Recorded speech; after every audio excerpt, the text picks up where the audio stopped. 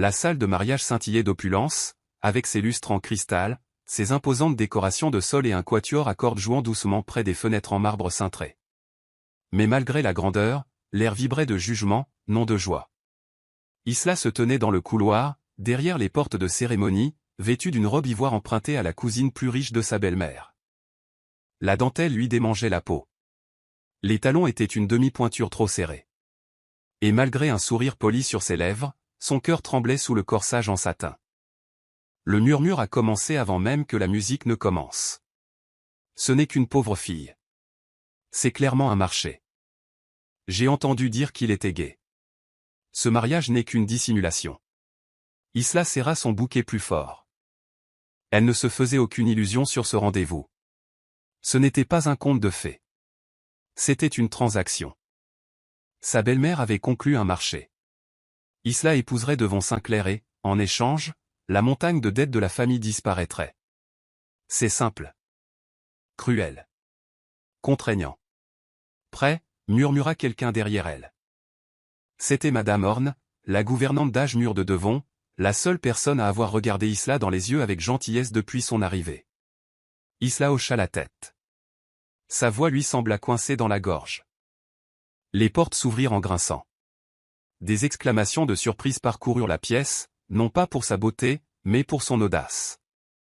Elle le voyait dans leurs yeux. Que fait quelqu'un comme elle ici?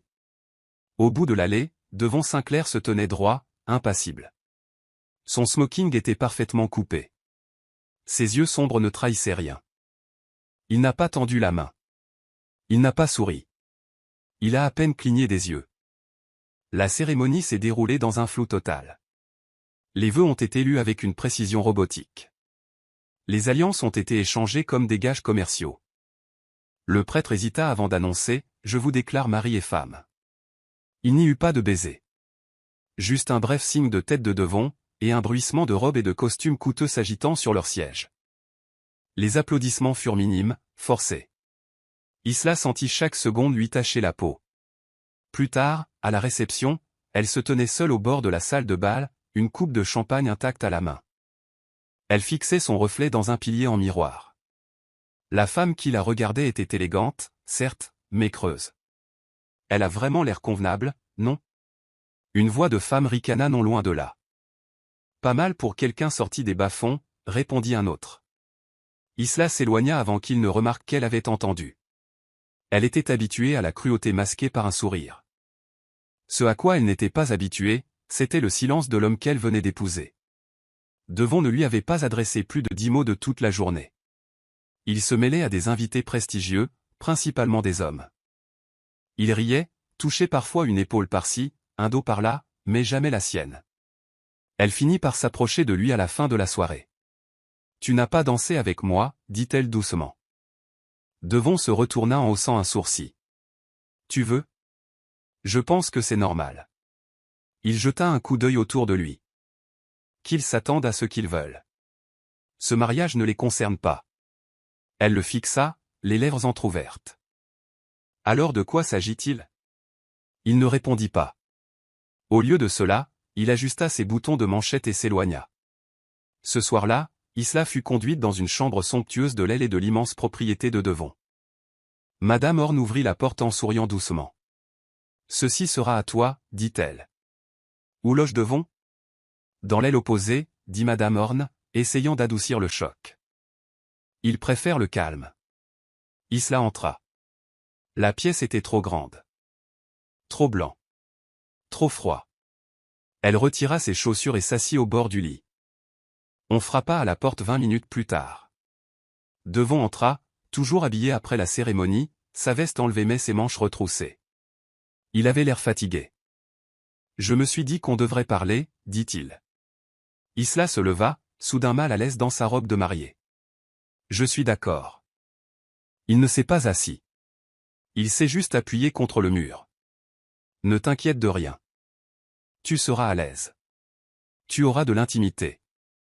Je ne te dérangerai pas. » En fait, il marqua une pause, puis esquissa un léger sourire. « Vous pouvez considérer cet arrangement comme purement professionnel. » Isla cligna des yeux. « Professionnel. » « Je suis gai, dit-il d'un ton neutre. Ce mariage n'est qu'un marché. Pour l'image. Mes investisseurs préfèrent la stabilité. Une femme a l'air stable. Sa gorge est sèche. Alors pourquoi ne pas simplement engager une actrice? Il haussa les épaules. Les actrices parlent. Elles enfreignent les accords de confidentialité. Tu es différent. Tu n'as aucun angle. Tu te fiches des projecteurs. C'est vrai, dit-elle, la colère montant. Mais je me fichais d'être exhibé comme un trophée de menteur. Les yeux de Devon se posèrent sur les siens. Ta famille ne t'a-t-elle pas poussé à faire ça? Je n'ai pas dit le contraire. Elle a craqué. Mais au moins, je suis venu ici de bonne foi. Il la regarda longuement. Et je te donne tout, confort, sécurité, espace.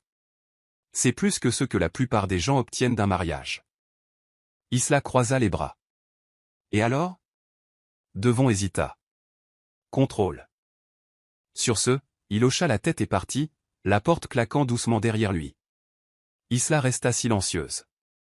Sa nuit de noces s'était réduite à des formalités légales et à une fuite.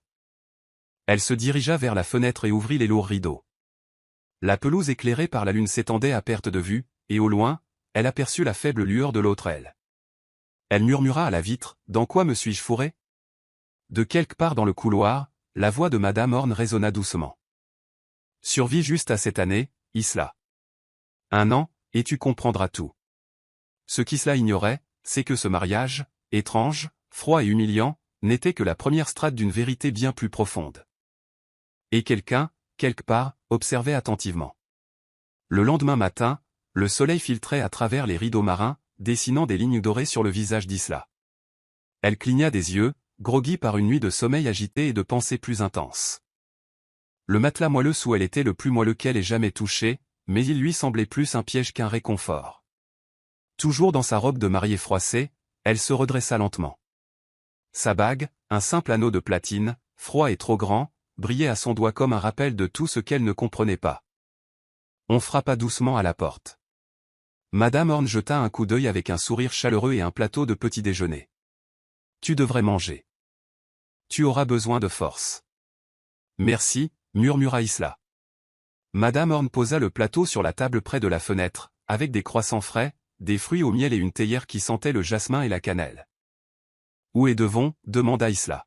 « Il est déjà parti. »« Réunion d'affaires. »« Bien sûr, » dit Isla avec amertume. « Un homme très occupé. » Madame Horn pencha la tête pour l'observer. « Tu es en colère. » Isla a regardé par la fenêtre. « Il m'a dit hier soir qu'il était gai. Que tout ce mariage était bidon. Un marché. Pourquoi accepterait-il de m'épouser s'il ne voulait pas d'épouse? » Madame Horn s'approcha et posa doucement une main sur l'épaule d'Isla. « Tout n'est pas ce qu'il paraît, mon enfant. Cette maison, Monsieur Devon, est bâtie sur des secrets. Ne crois pas la première histoire que tu entends. » Isla leva les yeux. « Tu dis qu'il ment? » Je dis, dit-elle doucement, que tu devrais manger avant que ton thé ne refroidisse. Le reste de la journée s'écoula comme un brouillard. Isla s'émerveillait des couloirs sans fin du manoir, des plafonds voûtés, du marbre résonnant, des œuvres d'art si chères qu'elles semblaient intouchables. Il n'y avait aucune touche personnelle. Pas de rire. Pas de vie. En passant devant l'aile ouest, celle de Devon, elle s'arrêta devant une double porte. Elle leva la main pour frapper, puis la laissa retomber. Que dirait-elle? Ce soir-là, Isla décida qu'elle avait besoin de clarté. Elle se rendit dans le bureau de Devon après le dîner, le cœur battant la chamade. Il était à l'intérieur, assis derrière un grand bureau en acajou, cravate desserrée, manches retroussées. Il leva les yeux lorsqu'elle entra. Il n'arrivait pas à dormir. « J'ai besoin de réponses, » dit-elle. Il fit un geste vers une chaise. « Assieds-toi. » Elle ne l'a pas fait. « Pourquoi moi ?» Il s'est penché en arrière. « Parce que ta belle-mère l'a proposé. Et parce que quand j'ai fait des recherches sur toi, j'ai vu quelqu'un qui n'était pas faux. Tu ne courais pas après la célébrité. Tu ne creusais pas. Tu as été utile. » Sa mâchoire se serra. « Utile. » Il la regarda droit dans les yeux. « Ne sois pas émotive. C'est un contrat. Une année de votre vie pour rembourser les dettes de votre famille. Vous vivrez confortablement. Vous aurez de l'argent après. Tu seras libre. Je ne veux pas de ton argent, rétorqua-t-elle. Je veux retrouver ma vie. Devon pencha la tête. Alors, pars.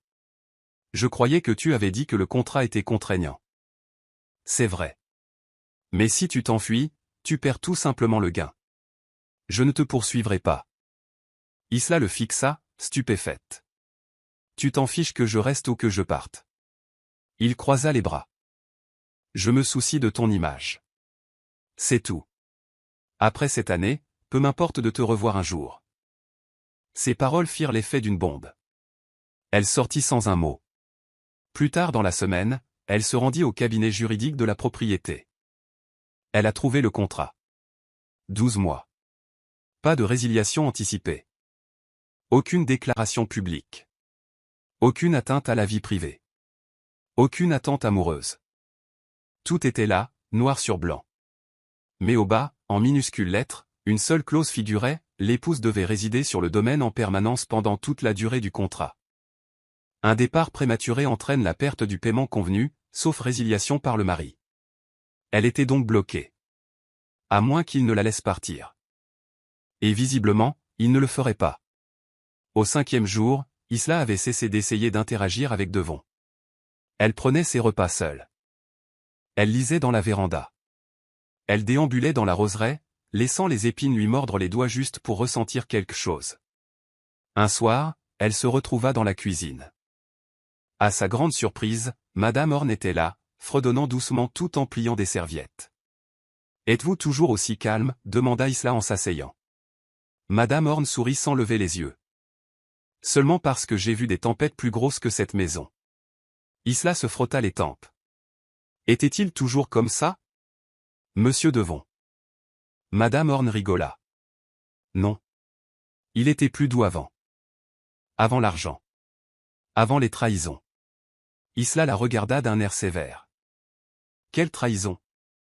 La femme marqua une pause, puis dit doucement, « Ce n'est pas à moi de raconter cette histoire. » Isla soupira. « Il m'a dit qu'il était gai. Que tout cela est faux. Mais rien ne tient. Pourquoi tous ces efforts ? Pourquoi ne pas simplement se cacher quelque part ? Pourquoi tout ce spectacle ? » Madame Horn la regarda enfin dans les yeux. « Peut-être parce qu'il ne se cache pas du monde. Peut-être qu'il se cache de lui-même. » Avant qu'Isla puisse répondre, Devon entra dans la cuisine. Il s'arrêta net, surpris de la voir là. Son regard passa d'elle à Madame Horn. « Un thé tardif. »« Je parle, c'est tout, » dit Isla d'un ton calme. Il hocha la tête. « Bien. Gardez les conversations inoffensives. » Elle se leva, le cœur battant. Qu'est-ce qui serait considéré comme nuisible, Monsieur Sinclair ? La vérité. Il la regarda un peu trop longtemps. Puis il sortit sans un mot. Alors que la porte se refermait, Madame Horn se pencha. « Sois patiente, Isla. Les gens qui vivent dans des forteresses n'ouvrent pas leurs portes du jour au lendemain. » Cette nuit-là, dans sa chambre, Isla fixait le plafond, repensant à chaque instant passé. Cet homme, cette maison, cet arrangement, rien de tout cela n'avait de sens. Et pour la première fois, elle réalisa que ce n'était pas seulement un mariage qu'elle ne comprenait pas. C'était un jeu. Et elle ne connaissait même pas encore les règles. Isla s'était mariée sans amour, mais avec des enjeux importants. Ce qu'elle ignorait encore, c'est que le véritable test avait déjà commencé. Et partir pourrait être plus difficile que rester. Dès la 2e semaine, le visage d'Isla était sur tous les blogs mondains et toutes les couvertures des tabloïds de la ville. Pas pour sa grâce. Pas par amour. Mais parce qu'il portait la barbe de Devon Sinclair. Les photos d'eux assistant à des galas de charité, des vernissages et des ventes aux enchères de luxe ont envahi les réseaux sociaux. Lui dans ses élégants costumes sur mesure, et elle dans des robes confectionnées par des stylistes qu'elle n'avait jamais rencontrés. Les gros titres débordaient de sarcasme. La fiancée du milliardaire, ou juste un bel accessoire ? La vie secrète de Devon Sinclair, où se situe sa femme ? A-t-elle seulement le droit de vivre dans son aile ? Un soir, Isla était assise à l'arrière de la berline noire, parcourant les potins, le visage impassible. Elle aurait dû pleurer. Elle aurait dû crier.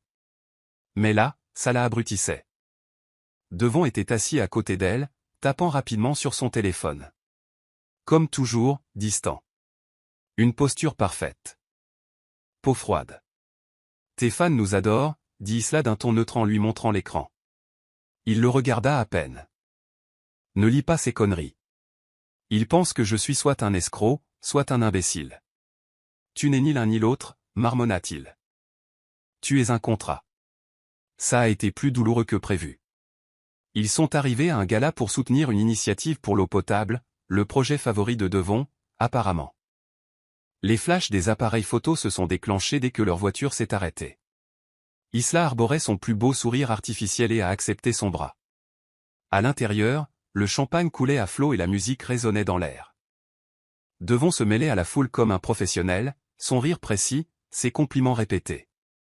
Isla flottait derrière lui tel un fantôme en mousseline. Elle le regardait rire avec un groupe de jeunes hommes en costume de créateur. L'un d'eux posa la main sur l'épaule de Devon et se pencha vers lui. Devon ne bougea pas. Plus tard, elle aperçut une photo floue prise avec son téléphone sur Twitter. Devon, souriant chaleureusement, la main lâchement enroulée autour de la nuque de l'homme. La légende disait, Devon et Ezra, toujours le vrai couple derrière le rideau. Elle glissa son téléphone dans sa pochette et se glissa dans le jardin de la salle, la poitrine serrée. Sous un treillage de vigne, elle expira. Une nuit idéale pour une escapade, s'éleva une petite voix. Isla se retourna. Le petit garçon, âgé de 6 ou 7 ans, était assis au bord d'une fontaine. Ses chaussures étaient trop grandes, son pull trop fin. Tu ne devrais pas rester seul ici, dit doucement Isla en s'approchant. Je ne suis pas seul. Tu es là. Elle sourit. Comment t'appelles-tu? Milo. Où est ta famille? Il haussa les épaules. Je n'en ai pas. Je reste avec les autres. Au bout de la rue, à la maison. Son cœur se serre. Tu viens de l'orphelinat. Il hocha la tête en jouant avec un caillou. Tu as l'air triste. Tu as perdu quelqu'un aussi? Elle s'agenouilla à côté de lui. Quelque chose comme ça. Milo tendit la main et lui tapota l'épaule d'un air gêné. Ne sois pas triste. Je peux aussi être ta famille. Une larme coula sur la joue d'Isla avant qu'elle ne puisse la retenir. Ce soir-là, de retour au manoir, elle ne pouvait s'empêcher de penser à lui. Le lendemain matin, elle demanda à Madame Horn si elle pouvait faire du bénévolat à l'orphelinat. Madame Horn cligna des yeux. Volontairement. Oui. J'ai besoin de faire quelque chose qui me semble réel. Cet après-midi-là, Isla arriva au modeste bâtiment en briques où Milo vivait avec 20 autres enfants. Le personnel parut surpris, mais l'accueillit chaleureusement. Chaque jour suivant, elle y retourna. Elle lisait des histoires aux enfants. Elle aidait à préparer les repas. Elle jouait à des jeux idiots. Elle rit. Pour la première fois depuis des semaines, elle se sentit vivante. Milo s'accrochait à elle comme un aimant. Un jour, il lui tendit timidement un dessin, des bonhommes allumettes représentant elle, lui et une maison géante avec un soleil souriant au-dessus. « Tu es mon préféré » murmura-t-il. « Et tu es à moi » répondit-elle en le serrant fort dans ses bras. Pendant ce temps, Devon restait inchangé. Il partait tôt et revenait tard. Il ne lui a jamais demandé où elle était allée.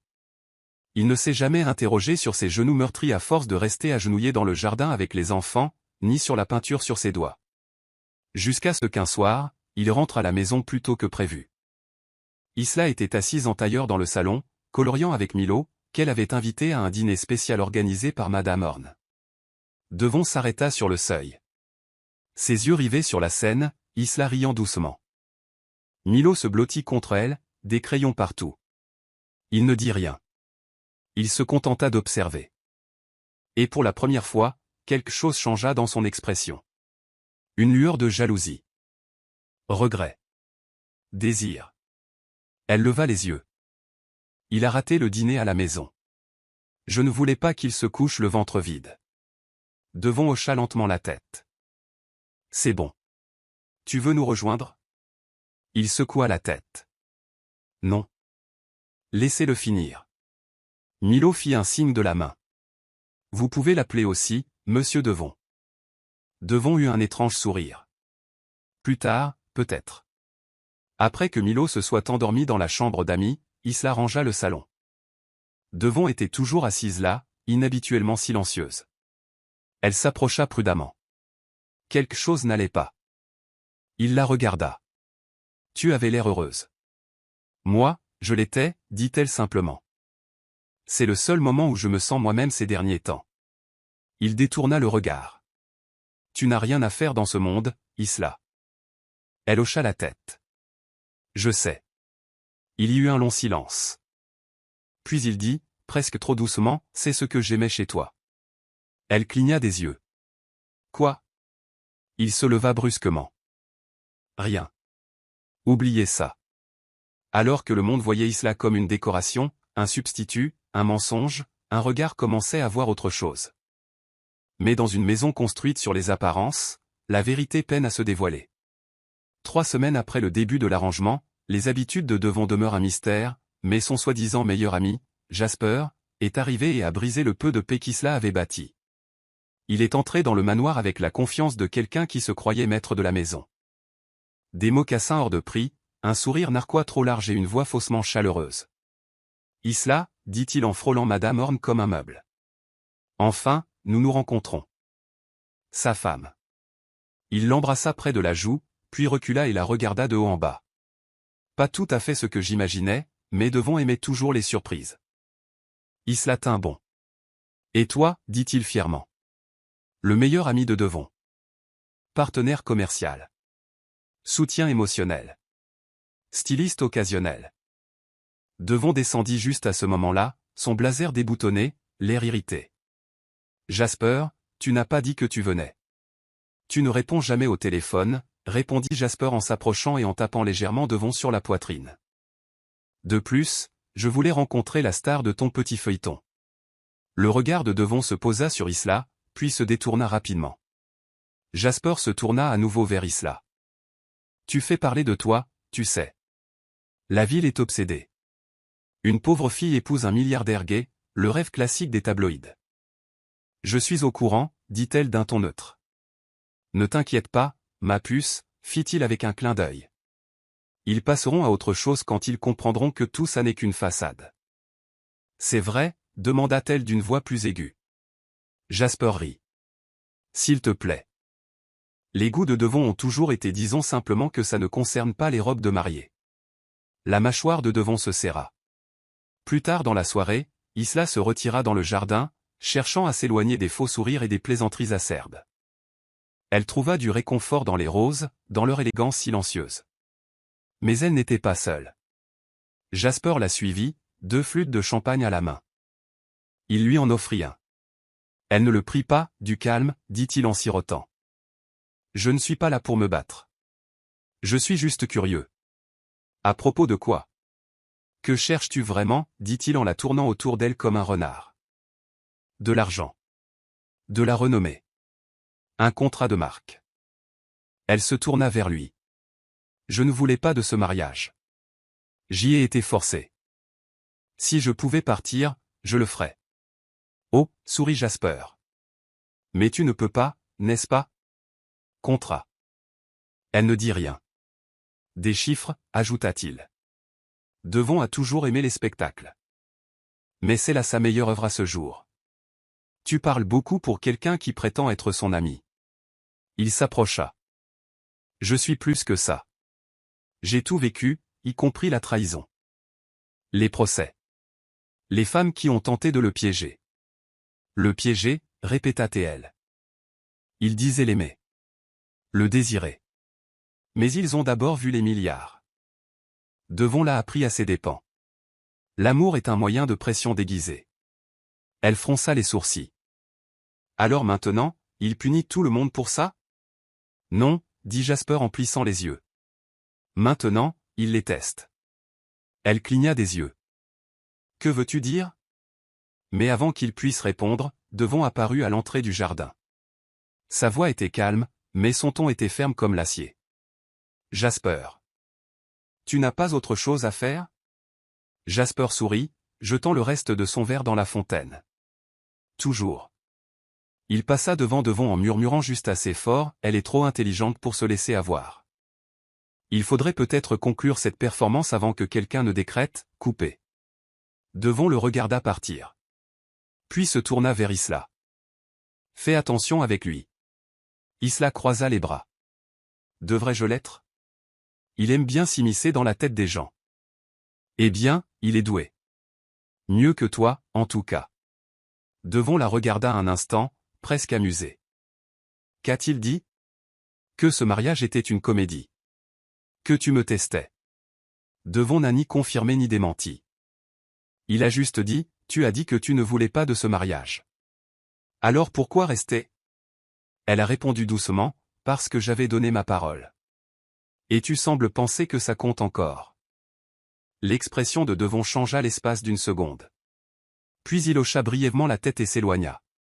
Une semaine plus tard, ils assistaient ensemble à une soirée caritative. Isla portait une robe saphir, simple mais élégante. Elle souriait aux caméras et jouait son rôle. Devon lui tenait la main, ses doigts froids effleurant à peine la sienne. Jasper était là aussi, bien sûr. Il flottait dans la foule telle une célébrité, s'assurant de se tenir trop près de Devon à chaque occasion. Rire trop fort. Toucher trop souvent. À un moment, Isla s'est excusée et est allée aux toilettes. Alors qu'elle se tenait devant le lavabo, ajustant ses boucles d'oreilles, elle entendit des voix derrière la porte. La voix de Jasper. « Tu fais traîner les choses. » Elle commence à comprendre.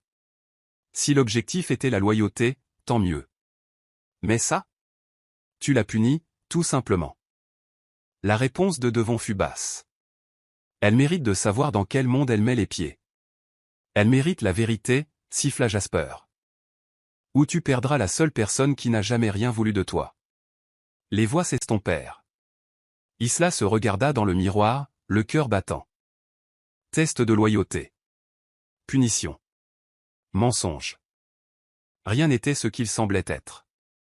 Ni le mariage, ni Devon. Pas même ses amitiés. Ce soir-là, de retour chez elle, elle se retrouva à arpenter sa chambre. Si c'était un test, qui regardait? Et surtout, pourquoi? Isla était entourée de masques, certains beaux, d'autres cruels. Mais derrière chaque jeu se cache un mobile, et chaque mobile cache une vérité. Ce qu'elle ignorait, c'est que quelqu'un avait déjà décidé de son sort. Et les véritables règles ne tarderaient pas à être révélées. La pluie crépitait doucement contre les fenêtres du manoir tandis qu'Isla déambulait dans l'aile ouest pour la première fois. Devon était de nouveau absent, une autre réunion urgente qui l'obligeait à disparaître pendant des jours sans explication. La maison semblait plus vide que d'habitude. Même Madame Horn était inhabituellement silencieuse, se contentant de remplir à nouveau sa tasse de thé et disparaissant avant qu'Isla puisse poser la moindre question. Isla s'engouffra dans le bureau, cherchant quelque chose, n'importe quoi, pour ancrer ses pensées tourbillonnantes. Le feu crépitait doucement dans la cheminée, réchauffant à peine l'air lourd de la pièce. Elle parcourut l'étagère du regard, des rangées de livres reliés en cuir, des objets provenant de pays qu'elle n'avait vus que dans des magazines, et des coupures de presse encadrées sur le devant lors de sommets économiques, souriant aux côtés de présidents et de membres de la famille royale. Mais soudain, quelque chose d'étrange, un album photo glissé sous une vieille pile de papier. Une couverture en cuir. Dos sans étiquette. Cela ne ressemblait pas aux pièces d'exposition habituelles de Devon. Elle l'ouvrit lentement. Les premières pages étaient remplies de photos d'enfance. Un garçon aux yeux noirs et aux cheveux en bataille, faisant du vélo, grimpant aux arbres, serrant un chien dans ses bras. Devon. Elle a basculé encore plus loin. 10 ans. Remise des diplômes. Ses parents, encore jeunes, se tenaient fièrement. Et puis, une photo lui coupa le souffle. Devon, plus jeune et plus heureux qu'elle ne l'avait jamais vu. À côté de lui se tenait une femme radieuse, aux cheveux bouclés, tenant un bébé dans ses bras. Devon avait un bras autour de ses épaules. Le bébé, âgé de 2 ans peut-être, se penchait vers son visage en riant. On aurait dit une famille. Une vraie famille. Les mains d'Isla tremblaient tandis qu'elle le fixait. Il y avait de la tendresse dans cette image, quelque chose qu'elle n'avait jamais vu chez lui, pas même l'ombre d'elle. Elle rangea rapidement l'album et referma le meuble. Mais l'image lui restait gravée dans la tête. Cette nuit-là, elle attendait dans le salon. La pluie continuait de tomber dehors. Le tonnerre grondait faiblement au loin. Devon revint après minuit, trempé par l'orage. Il jeta son manteau sur une chaise, visiblement surpris de la trouver en train de l'attendre. « Tu es debout » dit-il en essuyant la pluie de ses cheveux. « J'ai trouvé la photo » dit-elle doucement. Il se figea. « Quelle photo ? Tu sais laquelle ? Tu avais l'air heureuse. » Il n'a rien dit. « Était-ce ta femme » demanda Isla. « Était-ce ton enfant ?» Sa mâchoire se serra. « Ça ne te regarde pas. » Elle se leva, la voix tremblante. « Tu as raison. Parce que je ne suis pas ta vraie femme, n'est-ce pas ? C'est juste ta position. Ton remplaçant. Mais si tu veux que je continue à jouer ce rôle, Devon, je mérite de savoir qui je prétends ne pas remplacer. » Il la regarda comme une tempête à peine maîtrisée. « Tu ne remplaces personne. Alors dis-moi qui c'était. » Il se détourna, retirant sa montre d'un geste brusque et mécanique. Elle pensait pouvoir gérer mon monde. Elle avait tort. Et une enfant. La voix de Devon baissa. Pas la mienne. Tu le sais seulement ? Il se retourna. N'insiste pas, Isla. Tu ne sais pas ce que signifie cette photo. Moi, je sais qu'elle voulait dire quelque chose. J'ai vu ton visage. Un silence épais s'est installé entre eux. Finalement, Devon a parlé, d'une voix plus basse. Elle m'a menti. Elle a utilisé l'enfant pour se rapprocher, puis m'a menacé de démasquer si je ne lui donnais pas tout, argent, non, sécurité. Quand j'ai remis en question sa paternité, elle est partie. Tu as pris le garçon et tu as disparu. Isla a cligné des yeux. Alors tu t'es éteint. Et j'ai construit des murs pour que personne ne puisse te mentir. J'ai établi des limites, a-t-il rétorqué. Parce que j'en ai assez d'être le prix de quelqu'un. Elle ne répondit pas tout de suite.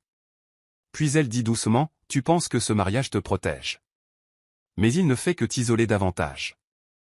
Devon la fixa un long moment, indéchiffrable. Bien. Je préfère ça comme ça.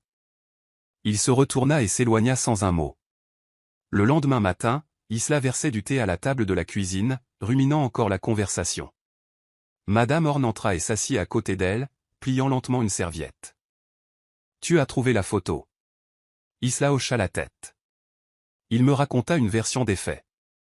Madame Horn expira. Il t'en a dit assez pour te faire peur. Je n'ai pas peur, dit Isla. C'est juste triste. Bien, répondit Madame Horn.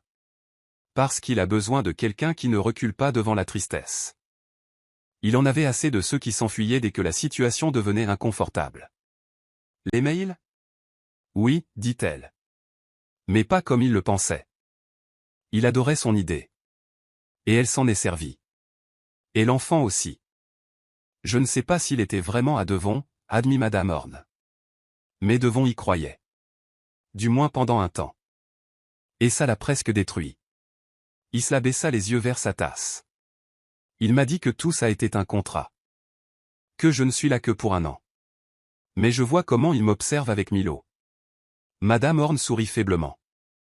C'est parce que, pour la première fois depuis des années, il réalise ce qu'il a perdu et se demande s'il l'a mérité. Cet après-midi-là, Devon est rentré plus tôt que d'habitude. Isla était dans le jardin avec Milo, lui montrant comment rempoter une bouture de rosier. Devon s'arrêta sur le chemin de pierre.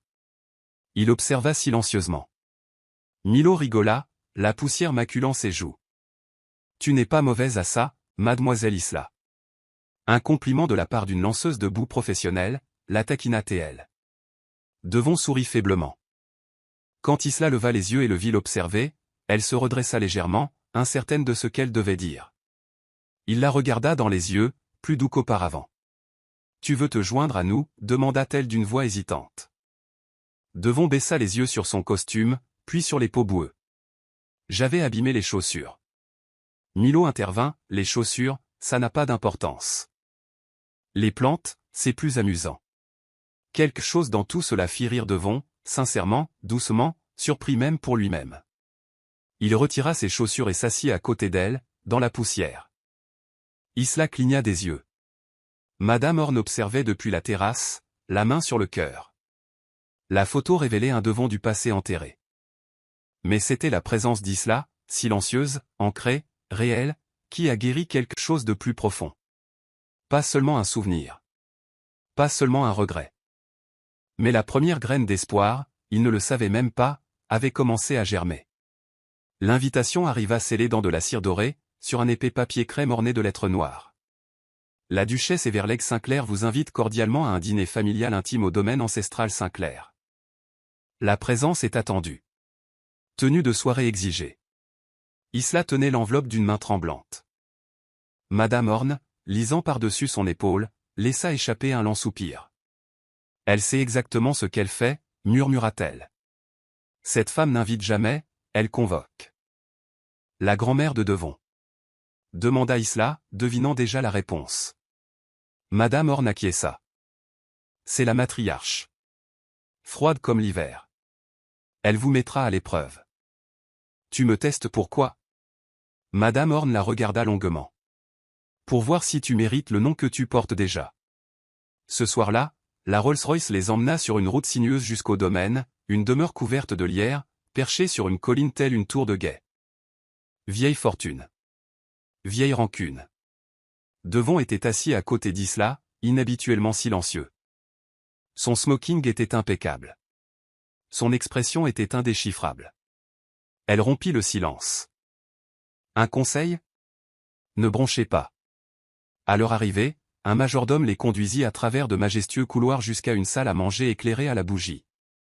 Au bout de la table était assise la duchesse Everleigh Sinclair, droite, majestueuse et terrifiante, vêtue de soie argentée et de perles, capable de rembourser la dette d'Isla envers sa ville natale. Isla, dit-elle sèchement. Alors tu es le scandale. Devon se raidit, mais Isla soutint le regard de la duchesse. Apparemment, dit-elle d'une voix égale. La lèvre de la duchesse se retroussa légèrement. Tu te comportes mieux que je ne l'espérais. Merci. Ce n'était pas un compliment. Isla ne sia pas. Elle se sentait encore comme telle. Une lueur d'amusement passa dans les yeux de la vieille femme, mais elle ne dit rien de plus. Le dîner était un exercice de cruauté déguisé en étiquette. Chaque question était un piège. Comment comptez-vous représenter le nom Sinclair avec votre origine? Votre famille a-t-elle déjà dîné avec de l'argenterie véritable ou simplement des fourchettes en plastique? Comprends-tu le latin, ma chère? Nous récitons une bénédiction en latin. Isla répondit calmement, refusant de laisser transparaître ses insécurités. Elle ne mordit pas à l'hameçon. Elle ne trébucha pas. Devon ne dit rien. Mais sous la table, juste au moment où le dessert était servi, il glissa sa main sur la sienne, chaleureuse, protectrice, ferme. Elle tressaillit légèrement, surprise. Il ne la regarda pas. Il laissa simplement sa main là. Ce geste silencieux en dit plus que tous ses discours froids. Après le dîner, la duchesse appela Isla dans la véranda. Les parois vitrées laissaient entrer la lumière de la lune. L'atmosphère aurait dû être paisible, mais Isla sentit le jugement lui peser sur la peau comme du givre. La duchesse se tourna vers le jardin, sans se retourner. Devon a toujours été une source de déception en matière de cœur, dit-elle. Trop prudent. Trop abîmé. Isla resta silencieuse. Je l'ai vu s'effondrer une fois pour une femme qui prétendait l'aimer, continua-t-elle. Il n'est plus le même depuis. Toi, en revanche, tu es différent. Mais pas comme tu le penses. Isla demanda doucement, en quoi suis-je différente? Tu ne veux pas de son argent, dit la duchesse en se retournant enfin. Tu veux son attention. Sa gentillesse. Sa loyauté. C'est bien plus dangereux. Isla cligna des yeux. Dangereux pour qui? La duchesse sourit froidement. À l'illusion qu'il avait construite. Avant qu'Isla puisse répondre, Devon apparut à la porte. Il est temps de partir, dit-il fermement. Isla le suivit, encore sous le choc.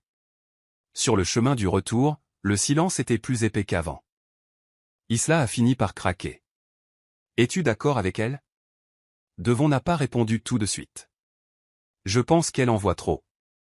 Elle me trouve dangereux. Elle trouve les sentiments dangereux, corrigea Théil. Elle est seule depuis si longtemps qu'elle pense que l'amour est un handicap. Isla le regarda. Qu'en penses-tu? Il croisa son regard, une lueur crue dans ses yeux. Je crois que je n'ai pas arrêté de penser à toi dans ce jardin avec Milo. Rire. Comme si tu étais à ta place. La gorge d'Isla se serra. Tu m'avais dit que ce mariage était un contrat. Une performance. Devon se pencha légèrement en avant. Et pourtant, te voilà, à te porter volontaire, à réconforter les enfants, à résister à la cruauté de ma grand-mère, sans jamais rien demander en retour. Elle le fixa du regard. Pourquoi m'as-tu choisi, Devon? La vraie raison. Il hésita. Parce que, dit-il, tu étais le seul à avoir dit non. Isla fronça les sourcils. Non. Il hocha la tête. Au début, ta belle-mère te suppliait. Ton père est resté silencieux. Mais toi, tu m'as regardé et tu as dit, je ne veux pas de ça. C'est là que j'ai compris. Tu ne courais après rien. Elle cligna des yeux, stupéfaite. Il se pencha plus près. Tu veux vraiment partir après cette année? Murmura Isla. Je le veux. Mais maintenant? Je ne sais pas. Il lui toucha la main à nouveau, doucement cette fois. Laisse-moi du temps, Isla. J'essaie. Cette nuit-là, Isla pleura dans sa chambre, non pas de tristesse, mais sous l'effet d'une vague d'inconnu. Espoir. Le lendemain matin, Devon lui demanda si elle souhaitait aller dans un endroit spécial. Elle s'attendait à un autre événement, à une autre obligation réglementaire. Au lieu de cela, il l'emmena dans une propriété privée sur la côte, un endroit sans personnel, sans caméra, sans prétention. Juste une maison en pierre, des jardins sauvages et le bruit des vagues au loin. Ils marchèrent le long de la plage en silence. Puis il a dit, ici, il n'y a pas de contrat. Juste moi. Et toi? Isla se tourna vers lui. Alors dis-moi quelque chose de vrai. Devon prit une inspiration. Je ne suis pas gai, dit-il. Elle se figea. Il la regarda, sans broncher. Je laissais les gens penser ça pour ne pas avoir à expliquer pourquoi j'évitais les relations. C'était plus facile que de rouvrir de vieilles blessures. La voix d'Isla était coupée. Voilà, c'était tout. Il hocha lentement la tête. Un test. Je voulais voir si quelqu'un resterait, alors qu'il n'y avait rien à gagner. Les larmes lui montèrent aux yeux, non pas à cause de la trahison, mais de la crue vérité. Et moi, demanda-t-elle. Que as-tu trouvé? La voix de Devon se brisa. Toi. Pour la première fois, les murs commencèrent à tomber. La vérité exposée, les blessures révélées. Mais dans un monde construit sur les apparences et les mensonges, l'amour né d'une épreuve peut-il survivre au monde réel? L'air salin collait à la peau d'Isla, debout au bord de la véranda à flanc de falaise de l'île privée, contemplant l'océan infini. En contrebas, les vagues s'écrasaient sur les rochers avec une certitude rythmique, constante, forte, impitoyable. Devon se tenait à quelques pas derrière elle, dans une posture inhabituellement détendue. Pas de costume sur mesure, pas de cravate. Juste un pantalon en lin et une chemise bleu marine, les manches retroussées jusqu'au coude. Il paraissait plus jeune, plus humain. Je pensais ce que j'ai dit, répéta-t-il doucement. Isla se retourna, la voix encore tremblante.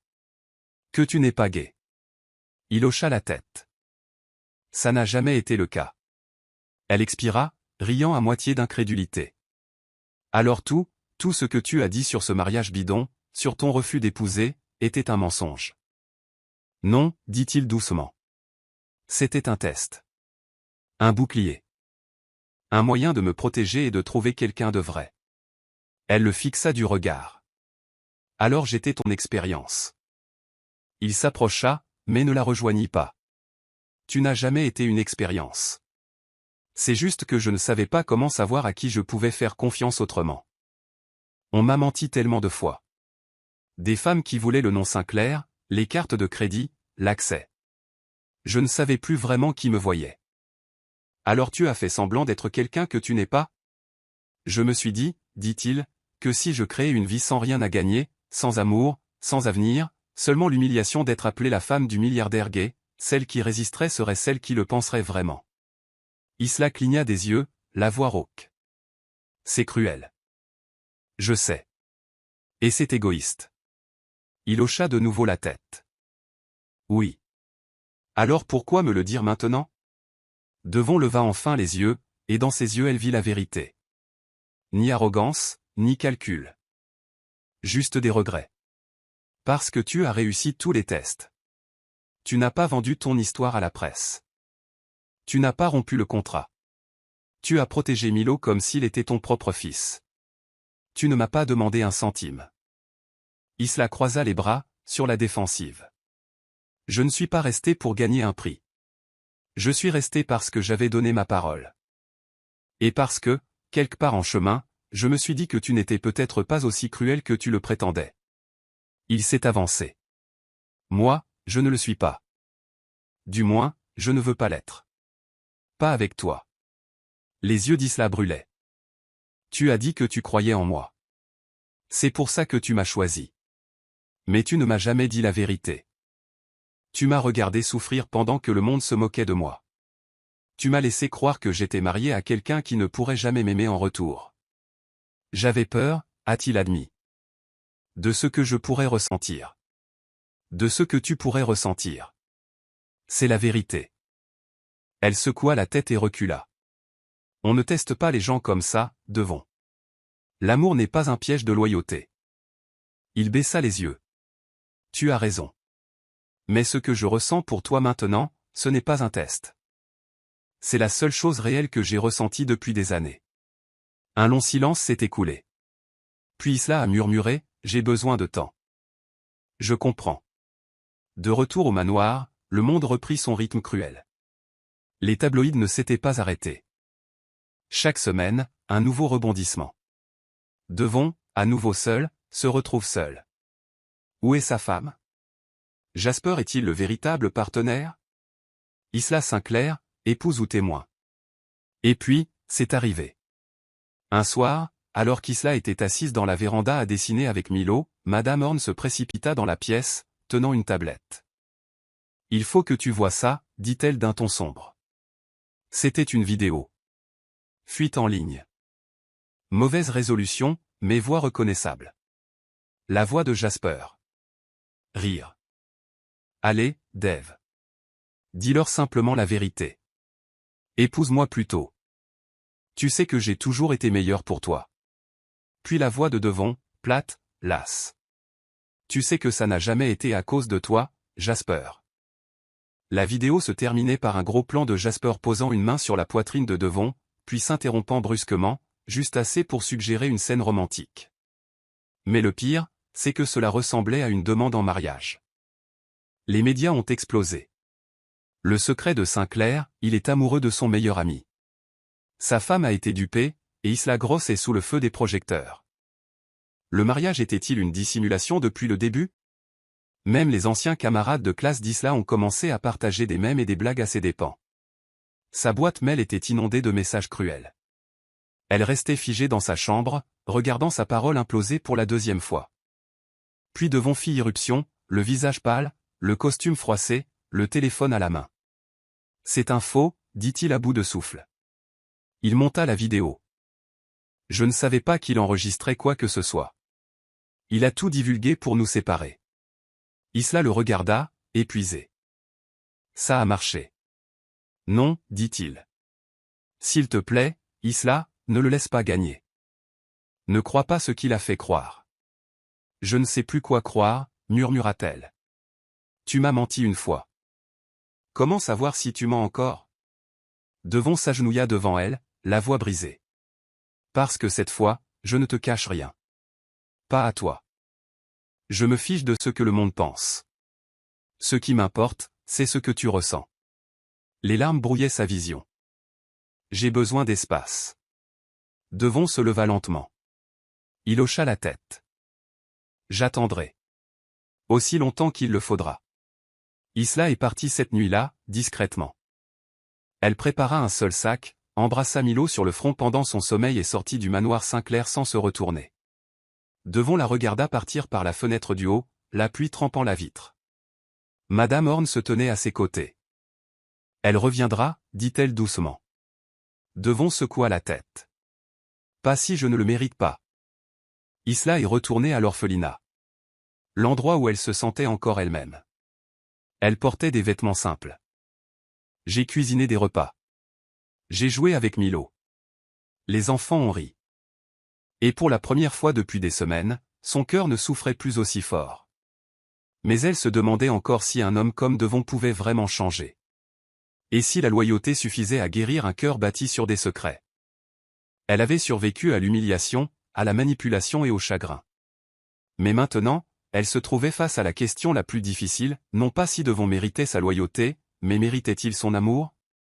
L'orphelinat était plus calme que d'habitude. Même les enfants sentaient que quelque chose avait changé. Ils marchaient sur la pointe des pieds autour d'Isla, chuchotant au lieu de crier. Milo s'accrochait à sa jambe dès qu'il en avait l'occasion, comme s'il craignait qu'elle ne disparaisse. Isla accomplissait les tâches comme une machine. Petit déjeuner, rangement, cours. Mais le poids du scandale ne l'avait pas quitté. À chaque fois qu'elle jetait un coup d'œil à son téléphone, des gros titres plus cruels et des commentaires plus moqueurs envahissaient l'écran. Elle pensait vraiment qu'il l'aimait. Femme ou barbe? Le conte de fées d'Isla venait de tourner au désastre médiatique. Sinclair demande sa meilleure amie en mariage. Et la mariée? La vidéo que Jasper avait divulguée refusait de mourir. Elle était partout. Le mal était fait. Après le dîner, Isla s'assit sur un banc devant l'orphelinat, contemplant le crépuscule. Milo dormait à côté d'elle, silencieux. « Ça va ?» demanda-t-il. Elle força un sourire. « Je le serai. »« Il te manque ?» Elle hésita, puis hocha la tête. « Parfois. »« Est-ce un méchant ?» demanda Milo en s'approchant. Elle expira. « Je ne sais pas, Milo. Parfois, les bonnes personnes font du mal par peur. Mais ça ne veut pas dire qu'on doit rester là quand elles nous font du mal. » Il la regarda sérieusement. « Tu ne m'as pas fait de mal. Alors, peux-tu rester pour toujours ?» Elle le serra fort dans ses bras. « Je resterai aussi longtemps que vous aurez besoin de moi. » Pendant ce temps, de l'autre côté de la ville, Devon Sinclair se tenait au bord d'une tempête médiatique. Son équipe de relations publiques bourdonnait comme des frelons autour de lui. Il faut publier une déclaration, un communiqué niant la proposition, clarifiant la vidéo. Il nous faut un contre-discours, sinon les actionnaires paniqueront. Ou mieux, cela dégénérera en triangle amoureux. Ça va devenir tendance. Devon claqua son verre. Ça suffit. Tout le monde se figea. Il se leva lentement. Calme. Froid. Concentré. Plus de vrille. Fini les mensonges. J'arrête de faire semblant. Organiser une conférence de presse. Demain. Demain, cligna son assistant. Qu'est-ce que tu vas dire? Devon regarda par la fenêtre, la mâchoire serrée. La vérité. Le lendemain, les médias se sont rassemblés comme des vautours devant le bâtiment de la Fondation Sinclair. Diffusion en direct. Photographe. Micro serré comme des armes. Devon monta sur le podium, vêtu d'un costume anthracite, sans cravate, la voix posée. Bonjour. Je sais que beaucoup d'entre vous se posent des questions sur les récentes rumeurs concernant ma vie privée. Il marqua une pause. Oui, la vidéo qui circule en ligne est réelle, mais elle a été délibérément montée pour diffuser de fausses informations. Jasper Lann, un homme en qui j'avais autrefois confiance, l'a diffusée sans mon consentement. Il a déformé une conversation pour insinuer une demande en mariage qui n'a jamais eu lieu. Une vague de murmures parcourut la foule. Devon poursuivit, j'ai laissé le public croire que j'étais quelqu'un que je ne suis pas, car je craignais d'être instrumentalisé. J'ai organisé un mariage pour protéger ma réputation, mais à un moment donné, j'ai arrêté de faire semblant. Il regardait droit dans les yeux les caméras. Ma femme, Isla Sinclair, est arrivée dans ce mariage sans rien attendre en retour. Elle a tout donné, sa dignité, sa confiance, sa loyauté, sans jamais rien demander. Et j'ai trahi cette confiance. Publiquement. À plusieurs reprises. Il déglutit difficilement. Elle mérite mieux que le silence. Je veux donc que le monde l'entende clairement. Isla n'est pas seulement ma femme par contrat. Elle est ma femme de cœur, d'honneur et d'âme. Halètement. Les flashs des appareils photo ont retenti. J'ai laissé la peur régner sur ma vie trop longtemps. Mais je n'ai plus peur. Ni du scandale, ni de la vulnérabilité. Je crains seulement de perdre la seule personne qui m'ait jamais vraiment vu. Il a reculé. Sans poser de questions. Pas de stratégie de sortie. Juste la vérité. La nouvelle a explosé. Devon Sinclair admet avoir été trompé et déclare son amour à sa femme en direct à la télévision. Le public s'en prend à Jasper après une fuite audio confirmant une falsification. Isla Sinclair, passée de la pitié au pouvoir, se rallie désormais à l'épouse silencieuse. Le vent a tourné. Les messages ont afflué, cette fois-ci empreints de sympathie et de soutien. Des regrets. Mais Isla les ignora tous. Elle était toujours à l'orphelinat, où aucun média ne pouvait la joindre. Elle passa la matinée à plier du linge et à lire des livres illustrés. Puis, dans l'après-midi, un SUV noir s'arrêta sur le parking en gravier. Devon en sortit, sans escorte. Juste lui. Il se dirigea vers le jardin, où Isla aidait Milo à arroser les plantes. Il attendit, les mains jointes. Milo le vit en premier. Monsieur Devon appela le garçon en lui faisant signe. Isla se leva lentement, s'essuyant les mains sur sa jupe. Tu ne devrais pas être là. J'y étais obligé. Elle croisa les bras. Tu en as assez dit sur scène. Que reste-t-il? Devon s'est approché. J'avais besoin que tu l'entendes de ma bouche, en face à face. Pas de caméra. Pas de discours. Juste nous. Les yeux d'Isla s'emplirent de larmes. Sais-tu seulement combien tu m'as fait souffrir? Oui. Et je le regretterai toute ma vie. Elle cligna rapidement des yeux. Tu m'as utilisé. Tu m'as menti. Laisse le monde se moquer de moi pendant que tu joues à ton petit test. Je sais, dit-il doucement. Mais je n'ai jamais menti sur ce que je ressens maintenant. Il sortit quelque chose de sa poche. Pas une bague. Un chèque. Plié. Je déchire ça, dit-il. L'accord de paiement initial. Parce que je ne veux pas que tu penses que j'essaie d'acheter ton pardon. Il l'a déchiré en deux.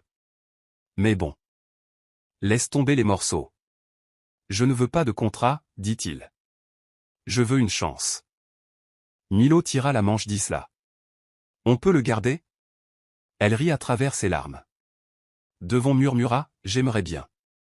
Isla s'avança, le cœur battant. Ça ne résout pas tout. Je sais, répondit-il. Mais c'est peut-être le début de quelque chose de réel. Puis, devant les caméras, devant le public, avant que le monde puisse l'interpréter, Isla l'embrassa. Lentement. Honnête. Aucun contrat requis. Parfois, l'amour naît d'une manière cachée. Dans des salles froides. Dans de faux vœux. Mais quand la vérité trouve enfin le courage, et que la loyauté rencontre le pardon, les masques tombent. Et ce qui reste vaut la peine d'être conservé. La presse n'en croyait pas ses yeux. Quelques jours seulement après les aveux bouleversants de Devon Sinclair, il est réapparu, cette fois dans un lieu des plus inattendus, l'orphelinat. Pas de garde du corps. Pas de costume de créateur. Juste Devon, vêtu d'une simple chemise et d'un jean, remontant le chemin de pierre, l'air déterminé. Les photographes avaient déjà commencé à affluer, mais cette fois, le ton était différent. Pas de moquerie dans leur titre. Juste de l'admiration. Devon revient à l'orphelinat, mais cette fois avec une mission. L'homme qui se cachait derrière un mensonge révèle désormais au monde ce qui compte le plus. Devant les portes de l'orphelinat, Isla restait figée. Les enfants s'étaient rassemblés dans la cour, ricanant devant les caméras, mais Isla gardait les yeux fixés sur Devon. Milo lui serrait la main. « Tu es revenu, dit-elle doucement tandis qu'il s'avançait. « Je n'ai jamais voulu partir, répondit-il. Milo rayonnait. « Il reste, maman ?» Isla cligna des yeux. Le mot retentit dans sa poitrine avec un bruit sourd. « Maman. » Devon la regarda d'une voix ferme. « Seulement si elle dit oui. » Isla eut un sourire tremblant. « Voyons d'abord ce que tu as à dire. » Devon se tourna vers la presse rassemblée près du perron. Mais cette fois, il ne se tenait pas derrière le podium ni ne prononçait un discours soigneusement préparé. Il se tenait aux côtés d'Isla et Milo, une main posée sur l'épaule du garçon pour le protéger. « Tout le monde veut savoir ce qui va suivre, » a-t-il commencé. « Mais en vérité, je ne suis pas venu ici aujourd'hui pour faire les gros titres. Je suis venu pour faire quelque chose de bien. Il baissa les yeux vers Milo. Ce garçon me rappelait à quoi ressemble l'amour pur. Et cette femme, se tourna-t-il vers Isla, me montrait ce que signifie la loyauté quand on n'a rien à gagner. J'ai fondé ma parole sur la méfiance, et elle est restée parmi les ruines sans s'enfuir. Le commerce a fonctionné à merveille, mais Devon n'a jamais bronché. J'ai laissé le monde croire que ce mariage était un faux. Et peut-être que c'était le cas au début. Mais ce que c'est devenu est la seule chose réelle que j'ai jamais connue. Il fouilla dans sa veste et en sortit un mince dossier. Ceci est un accord de don. Je donne 5 millions de dollars à cet orphelinat. Au nom d'Isla. Des exclamations de surprise parcoururent la foule. Car c'est elle qui avait donné son cœur à ses enfants bien avant que j'aie le courage de lui donner le mien. Il baissa les yeux vers Milo. Et si elle est d'accord, j'aimerais l'adopter. Comme notre fils. Ensemble. Les yeux de Milo s'écarquillèrent. Tu es sérieux? Devon hocha la tête. Si ta mère dit que c'est d'accord. Isla se couvrit la bouche de la main, des larmes coulant sur ses joues. Sa voix se brisa. J'ai besoin d'une seconde. Elle s'éloigna de quelques pas, le cœur battant. Madame Horn, qui était apparue discrètement derrière le bâtiment, s'approcha avec un doux sourire. Il a changé, dit-elle doucement. Je ne sais pas si je peux me fier à ça, murmura Isla. Madame Horn hocha la tête. Tu n'es pas obligé de te fier à tout ça. Juste la partie qui apparaissait ici, sans relation publique, sans influence, sans rien d'autre que son cœur sur la main. Isla ferma les yeux. Lorsqu'elle se retourna, Devon était toujours là, à attendre. Milo s'accrochait à sa main, complètement à l'aise. Isla s'avança et prit l'autre main de Devon. Tu es toujours un idiot, dit-elle en souriant à travers ses larmes. Il rigola. C'est juste. Mais tu es mon idiot. Et oui, nous sommes une famille maintenant. La foule a applaudi à tout rompre. Devon s'est penché et a pris Milo dans ses bras. Le garçon éclata de rire. L'instant devint viral en quelques minutes. Du contrat à l'engagement, Devon, Isla et Milo formèrent une véritable famille. 5 millions de raisons de croire à la rédemption. Le mariage dont personne ne voulait mène à la famille que tout le monde aime. Une semaine plus tard, le manoir Sinclair avait une autre allure. Fini les silences glaciaux, les mises en scène, les couloirs vides. À leur place, les rires, la chaleur et les empreintes de pas des tout-petits sur le sol ciré. Un matin, Isla marchait pieds nus dans le jardin, la main posée sur son ventre. Devon le suivait, portant Milo sur ses épaules. « Ça va ?» demanda Devon en passant un bras autour de sa taille. « Je vais bien. Je suis juste fatigué. Ton fils a l'énergie de 10 écureuils. » Notre fils, corrigea-t-il en lui déposant un baiser sur la tempe. Et bientôt, il aura un frère à poursuivre. Milo haleta d'en haut. Je vais être un grand frère. Isla rit. Oui, petit homme. Milo leva les bras en l'air, manquant de tomber des épaules de Devon. La meilleure famille du monde. Devon regarda Isla avec une profonde affection. Tu sais, dit-il, je pensais que la loyauté était quelque chose à tester. Pour piéger. Maintenant, je sais que ça se mérite. Isla sourit. Et tu l'as finalement fait. Ils sont retournés vers la maison, qui n'était plus seulement un manoir, mais un foyer. Ce qui avait commencé comme un mensonge est devenu le fondement de la vérité. À travers la trahison, l'humiliation et le chagrin, ils ont trouvé quelque chose de plus grand que la richesse ou l'image, ils se sont trouvés. Car lorsque l'amour se construit sur le pardon et que la loyauté n'est plus une épreuve, elle devient indestructible. 1 an plus tard. Le domaine Sinclair, autrefois froid et stérile, débordait désormais de vie. Des rosiers grimpaient au mur du jardin, des jouets jonchaient le sol du couloir, et des rires résonnaient dans les couloirs de marbre comme une chanson qui refusait de s'éteindre. Isla se tenait pieds nus devant l'îlot de cuisine, mélangeant la pâte à crêpes d'une main, l'autre posée sur son ventre qui grossissait. Sa robe fleurie flottait au gré de la douce brise qui entrait par les fenêtres ouvertes. Un parfum de cannelle et de vanille emplissait l'air. Du salon parvenait le son des touches du piano martelé, non pas joué, mais avec une joie folle. « Milo » cria-t-elle en riant. « Ce n'est pas Mozart. C'est du bruit. » La petite voix de Milo répondit avec malice. Mozart est ennuyeux. Je fais de la musique de combat. Elle leva les yeux au ciel avec tendresse. Un instant plus tard, Devon entra dans la cuisine, une couronne en peluche penchée sur la tête et un boa de plumes rouges enroulé autour du cou. Il avait l'air d'un roi très désemparé. Elle m'a fait chevalier, dit-il d'un ton impassible. Isla haussa un sourcil. Elle? L'armée de princesses imaginaires de Milo, dit-il avec un geste solennel. Je suis maintenant sœur Pancake de la maison Sirop. Elle ricana. Tu as perdu un pari? Devon se plaça derrière elle et entoura sa taille de ses bras, posant délicatement ses mains sur son ventre rond. Non. J'ai enfin compris l'essentiel. Il l'embrassa sur l'épaule. Et je porterai un tutu si cela me permettait de rester dans cette vie. Isla se pencha vers lui en souriant. Tu n'es pas obligé de porter un tutu. Ne me mens plus jamais. C'est fait, dit-il sans hésiter. Tu es ma vérité maintenant. Plus tard dans l'après-midi, la famille organisa une petite fête dans le jardin. Juste des amis proches, quelques enfants et le personnel de l'orphelinat, et Madame Horn, qui se tenait au grill, retournant des hamburgers comme un chef. Il y avait des guirlandes lumineuses accrochées aux arbres et des lanternes en papier que Milo avait colorées lui-même.